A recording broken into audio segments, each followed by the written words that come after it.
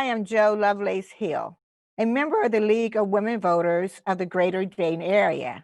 I'm here today with Amy Cox. She is running for the state representative of the 43rd District. There are two candidates running for one open seat. Those candidates are Amy Cox and Rodney Creech. Mr. Creech, a candidate for this position, regrets that he could not be here because of a prior commitment. So, Amy, I'd like to start by asking you to tell us about yourself and why you want to serve in the position as state representative of the 43rd District. A little bit about myself. I'm Amy Cox. I am a local of Preble County. Went to public schools here in the area.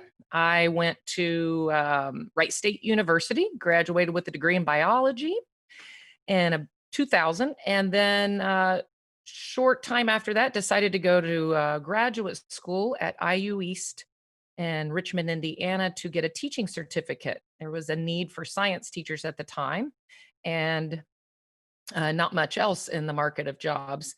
So I sort of fell into education. My dad is a teacher, so I know that it's in my blood, and taught for since about 2003 until I was subbing just last year. But I quit full time in 2019 teaching to take some time off. And in that time, some folks came to me and said, "Hey, there's an open seat here.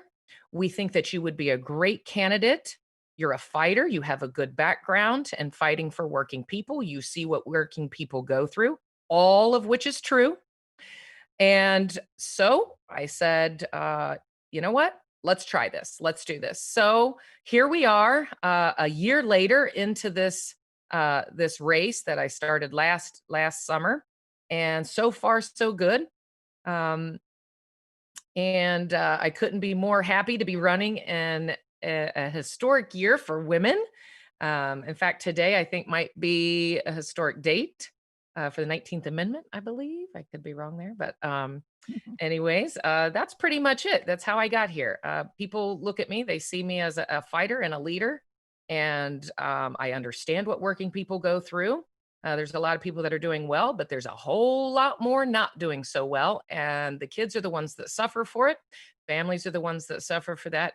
And my platform includes all of those things that will bring all of us up. That is dignified living wage jobs, access to health care for everyone, and of course, education. We need to reinvest in education, in all aspects of education. So that is me in a nutshell and a little bit of my platform. Thank you. The first question. One of the duties of state representative is to gauge public opinion and develop proposals for changes in state laws. So, Amy, in your experience or during your campaign, which issues have you heard from voters that you would like to work on if elected?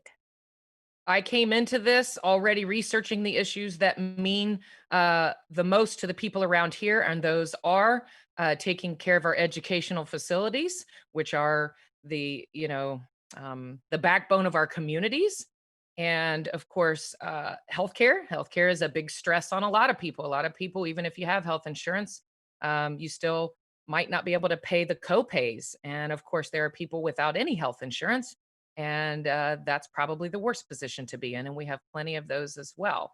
Living wage jobs is going to be probably the biggest one. Uh, 20 years ago, when I graduated from college, $12 an hour was a decent living. And we have companies now offering $12 an hour 20 years later, as if that is a good living. And the cost of living has went up 30% since then. Average wages have not, and we certainly haven't raised any minimum wage since then. So um, that's pretty much it. Thank you. State Mhm. representatives are assigned to committees. Which committee would you like to serve and why? Education, 100%. Being a teacher on the inside, I see how this is all connected. I see how arbitrary tests, which we pay tens of millions for every year as taxpayers, do nothing but tell us how much their parents make. It also drags down the value of their homes, depending on the school district they live in. That will obviously affect the land value in the area, which also affects how much taxes are paid to run that school. So it is a vicious cycle. It pins property values and indirectly on children and their families. And it is disgusting, in my opinion, and it is abusive. And I would absolutely love to do something about that. Thank you. The pandemic has caused and uncovered many problematic issues in our community: job loss, poverty, healthcare, housing, and food insecurity. When the pandemic is over, what challenges do you feel will be the most important to address to improve quality of life and to prepare for future disasters? We have to be able to take care of people when we end up in a situation like this. I don't think anyone saw this coming. I certainly did, and I have studied scientific topics such as pandemics. I'm actually a little bit interested in the 1918 flu. Actually a lot interested in that, but I still didn't see this coming. When we have something like this, we have to look at other countries and those that have been successful pulling through this. Those countries have a universal healthcare system. This is one reason the United States, they were worried about the United States because we do not make sure everyone has healthcare. And this is a health crisis, clearly. The other one is, what do we do when people can't go to work? That includes a universal basic income, even if it's just temporary. We did get some relief to that, but numbers have only increased since that relief.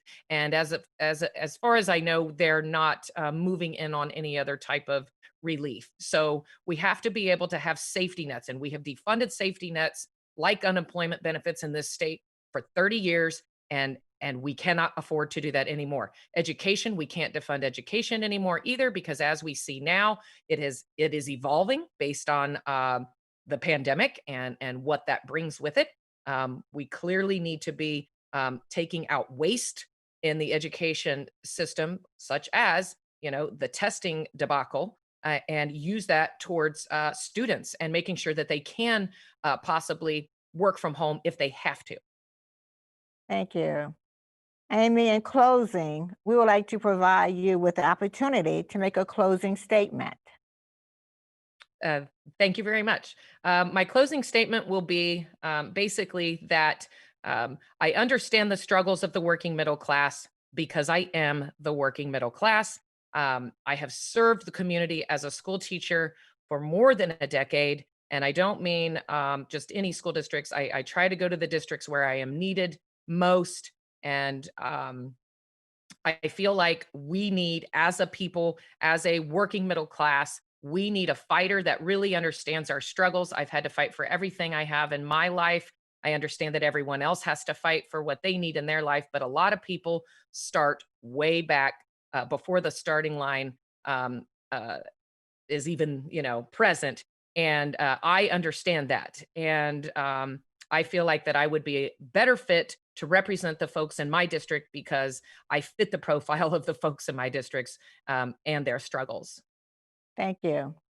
Thank you for your participation today. Good luck on your campaign. The League of Women Voters encourages all candidates to run an issues oriented campaign. Our goal is to educate the voting public and strengthen our elective political process.